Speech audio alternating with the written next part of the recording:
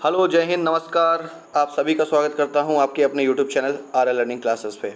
तो आज से हम लोग स्टार्ट करने वाले हैं मेंटल एबिलिटी, जो IB GO में 25 मार्क्स का आपके पास पोर्शन दिया हुआ है। तो आज से हम स्टार्ट करेंगे मेंटल एबिलिटी के बारे में। तो रीजनिंग, GS जो भी पोर्शंस हैं उनको मैं कवर करूँगा। तो मैं आप सबके साथ जुड़ा रहूँगा। तो चलिए, समय को ज़्यादा वेस्ट ना करते हुए स्टार्ट करते हैं। पहले क्वेश्चन से हम लोग ने, तो पहला क्वेश्चन है, आप सभी को दिख रहा होगा, स्क्रीन पे दिख रहा है, रीजनिंग का है पहला क्वेश्चन सीरीज़ में। चलिए, कह रहा है 11, 20, 38, 74 और फर्स्ट अगला क्वेश्चन और अगला टर्म आपसे पूछा जा रहा है। तो आप ये कर सकते हैं कि 11 और 20 का डिफरेंस देखिए, 9 का डिफरेंस कह रहा है, फिर अगला डिफरेंस कह रहा है 18 का है, नेक्स्ट डिफरेंस कह रहा है कितने का, 36 का। तो आपको ये समझ में आ रहेगा, 9 का डबल है 18, 18 का डबल है 36 और 36 का डबल क्या हो जाएगा, 72। तो इस 72 को आप उठा के 74 में ऐड कर देंगे तो आपका आंसर क्या आ जाएगा, तो आपका आंसर आ जाएगा यहाँ पर ऑप्शन नंबर ए, यानी कि 146। तो आई होप आप सभी को ये चीज़ समझ में आ गई होगी। नेक्स्ट क्वेश्चन के लिए बढ़ते हैं। कह रहा है 24, 28, 90, 35, 10। अच्छा, मैं आपकी जगह रख के अगर आपको अपने आप को सोचूं तो मुझे ये दिख रहा है कि पहले वाले में डिफरेंस कितना आ रहा है। ऑलवेज आपको लेके चलना है क्या, डिफरेंस।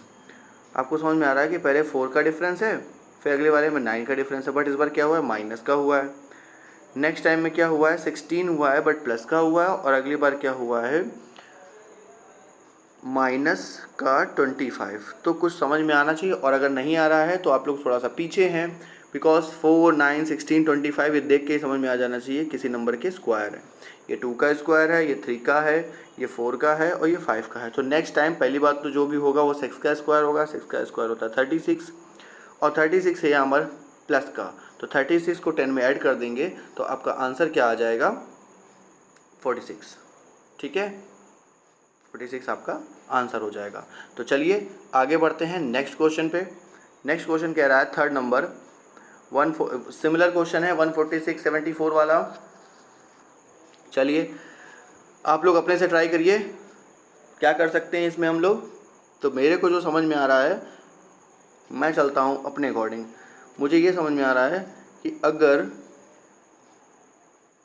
मैं 146 में, क्योंकि देखो जब भी आप सीरीज़ का क्वेश्चन करेंगे, अगर आपको फर्स्ट नंबर के बाद, फर्स्ट टर्म के बाद सेकंड टर्म आपको दिख रहा है उससे छोटा, तो आप समझ लीजिए कि ये डिवाइड हुआ है। अब डिवाइड बाई 2, डिवाइड बाई 3 ये आपको एक बार चेक करना पड़ेगा, बट डिवाइड हुआ है किसी नंबर से। मैंने 146 को डिवाइड किया, 146 डिवाइड बाई 2, तो मुझे मिल गया 73। और देखो 74 है तो मीन 73 + 1। ठीक है, तो मीन्स आपको नंबर समझ में आया कैसे होगा। नंबर आएगा डिवाइड बाई 2 + 1। ठीक है, नेक्स्ट करते हैं 74 में फिर डिवाइड करते हैं तो आएगा डिवाइड बाई 2 37, और 37 में इस बार किया है +3 किया है, मीन्स 40 तक पहुँचे हैं। तो आई होप आपको सभी को समझ में आ गया होगा, आप सभी को पैटर्न पता चल गया होगा। तो similarly divide by 2 + 1, divide by 2 + 3, divide by 2 + 5, इस तरह से चलता जाएगा। ठीक है, तो आपसे रॉन्ग टर्म पूछा है, चलो आगे करते हैं हम लोग। Divide by 2 + 5 means 40 divide by 2 हो जाएगा 20, और 20 + 5 25 होता है। मीन्स आपका कौन सा नंबर गलत है, 23 वाला गलत है। ऑप्शन नंबर 20 का करेक्ट आंसर हो जाएगा। ठीक है, तो आप सभी से रॉन्ग टर्म पूछा जा सकता है या फिर नेक्स्ट टर्म पूछा जा सकता है। चलिए आगे बढ़ते हैं नेक्स्ट क्वेश्चन पे। नेक्स्ट क्वेश्चन कह रहा है 2, 4, 16। आप देख लीजिए, पहले वाला हमने जैसे डिवाइड वाला किया, क्यों, और बिकॉज फर्स्ट टर्म के बाद सेकंड टर्म जो था वो उससे छोटा था। आप देख लीजिए, छोटे छोटे नंबर अचानक से जब बड़े हो दिखने लगे आपको, तो आप समझ लीजिए वहाँ पर कोई भी सीरीज नहीं चल रही है, वहाँ पर सिर्फ मल्टीप्लिकेशन की सीरीज चल रही है। ठीक है, समझ गए। चलिए अब देखते हैं, 2 है, 2 में 2 का मल्टीप्लाई करेंगे, 2 में 2 का मल्टीप्लाई किया तो 4 बना, फिर 4 लिखा है, 4 में उसी नंबर से मल्टीप्लाई किया तो 16 बना, फिर 16 में 16 से मल्टीप्लाई किया तो हमारा 256 बन गया। अब आपको सभी समझ में आ गया होगा, मीन्स 256 में 256 का मल्टीप्लाई करना चाहिए तो 65536 बनना चाहिए। तो अब आपका मल्टीप्लाई करने चलेंगे? नहीं, मेरे साथ आप जुड़े हुए हैं तो आप इस तरीके से सॉल्व करेंगे। कैसे? बिकॉज 256 के यूनिट प्लेस पे है 6, और जब हम उसी में 6 का मल्टीप्लाई करेंगे तो आंसर में भी आना चाहिए यूनिट प्लेस पे 6, और यहाँ पर है 5, तो मीन्स आप गलत समझ गए हैं, तो ऑप्शन नंबर ए इसका रॉन्ग आंसर हो जाएगा। ठीक है, तो आई होप आप सभी सब समझ चुके होंगे। चलिए आगे बढ़ते हैं, आगे बढ़ते हैं। फिर 5 6 7 तीनों को मैं एक साथ करूँगा। ये होते हैं आपके कौन से टर्म? कोडिंग डिकोडिंग वाले। चलिए इनको क्रैक करते हैं। फर्स्ट कह रहा है ZWT ZYX ऐसे लिखा हुआ है। चलो भाई इनमें कुछ पैटर्न पकड़ते हैं। कुछ पैटर्न आपको सभी को समझ में आया? मुझे देखो आ गया। रिवर्स ऑर्डर में चलेंगे। आपको ABCD दोनों तरफ से आती होगी, ABCD और फिर ZYX मुझे नहीं आती है। मैं कह रहा हूँ मुझे नहीं आती, मुझे सीधी वाली आती है, मैं उसके अकॉर्डिंग चलूँगा। चलो भाई कैसे चलते हैं? XYZ STUVW, ठीक है, XYZ। अच्छा चलो एक चीज़ मुझे समझ में आ गई, मुझे जो पैटर्न पकड़ में आया वो कह रहा है N, देख लो भाई TQN, ठीक है। मैंने कहा N से Q तक कैसे पहुँचे? तो +2 करके पहुँचे, ठीक है। +2 मतलब नहीं +3 आप समझ लीजिए। मेरा 2 कहने का मतलब है कि N के बाद 2 वर्ड बीच में पढ़ेंगे, 2 लेटर बीच में पढ़ेंगे। कौन से? O and P, Q, O and P, फिर आ जाएगा Q। मैं ऐसे चलता हूँ, आप +3 करके भी चल सकते हैं। Q, फिर 2 छूट जाएंगे बीच में 2 गायब रहेंगे, वो हो गए RS। समझ में आया कुछ? अभी नहीं आया? चलो भाई कैसे आएगा दोबारा से करते हैं, ठीक है। WS, तो S से देखो U तक कैसे पहुँचे? +1 करके पहुँचे। U से W पर कैसे पहुँचे? +1 करके पहुँचे, ठीक है। तो आप सभी को अब पैटर्न पकड़ में आ गया। क्या कह रहा है? मतलब TQN वाला जो नंबर लिखा हुआ यहाँ पर +2 का गैप है, SUW वाले में क्या है? +1 का गैप है, और XYZ वाले में क्या है? ठीक है, 0 का गैप है। यहाँ मतलब लाइन से नंबर लिखे हुए, तो इससे पहले जो नंबर लिखी होगी यहाँ पर 3 का गैप होना चाहिए। ऑप्शन आप उठा के देख लो, ठीक है, ऑप्शन आप उठा के देख लो। मैं पहला वाला ऑप्शन उठाता हूँ, QMI, तो IJKL M, तो +3 आ गया।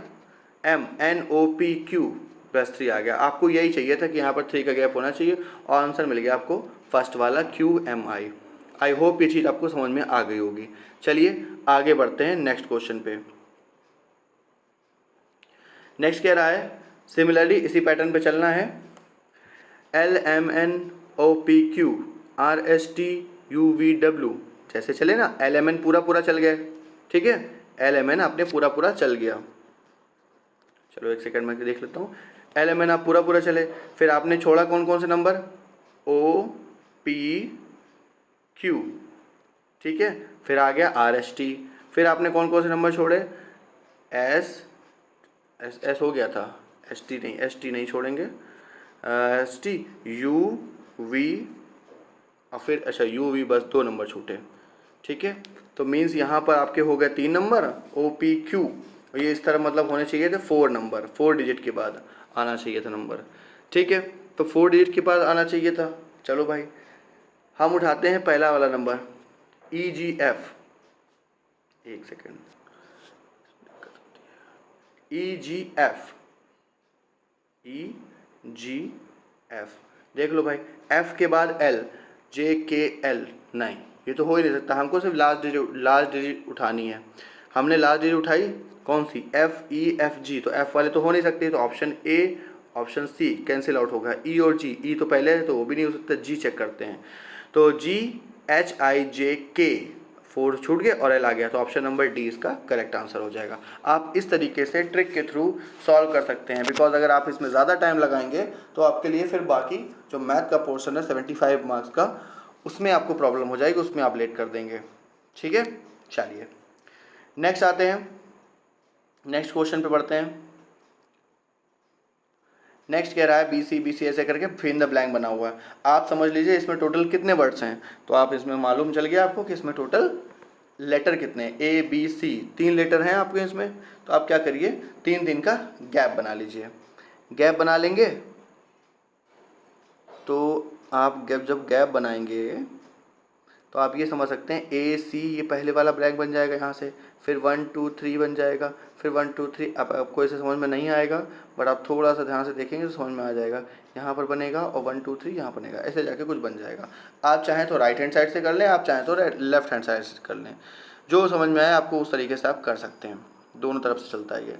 ओके, तो पहला वर्ड में आपको दिख गया, पहले 3 लेटर जो हैं, अब मैं आपको डायरेक्ट बताता हूँ। पहले जो 3 लेटर उसमें B C गिवन है, कौन सा वर्ड गिवन नहीं है, तो आपको पता चल गया B C गिवन है, इसमें A गिवन नहीं है। तो आंसर में पहला वाला जो फिल इन द ब्लैंक में पहला वर्ड खाली है उसमें A तो आएगा। ठीक है, तो ऑप्शन B और D गलत हो गए, पहले ही गलत हो गए। फिर आगे आपको चेक करने की ज़रूरत नहीं है, क्योंकि आगे के जो 2 नंबर है वो सेम टू सेम है, तो प्लीज़ मत चेक करिएगा, क्योंकि सिर्फ टाइम ख़राब होगा। आपको चेक करना है जो 4th वाला ब्लैंक है। 4th वाले ब्लैंक में B और A गिवन, B है और उसके बाद यहाँ से पैटर्न चेंज हो गया था, मीन्स यहाँ पर C अवेलेबल नहीं है, तो जिसमें C होगा A B C C, वही वाला आंसर हो जाएगा 7th का C नंबर। तो आई होप ये चीज़ आपको समझ में आ गई होगी। ठीक है, तो इसको बोलते हैं मिसिंग टर्म नंबर कह सकते हैं। चलो नेक्स्ट बढ़ते हैं आगे हम लोग। ठीक है, मिसिंग वाला ही है अभी। सिमिलरली इस पैटर्न पे आप चलेंगे, आप 8 और 9 आप खुद से करेंगे, ये मेरी तरफ से आपको होमवर्क है, और आप इसका आंसर मुझे कमेंट बॉक्स में करेंगे क्या आता है। ठीक है, चलिए।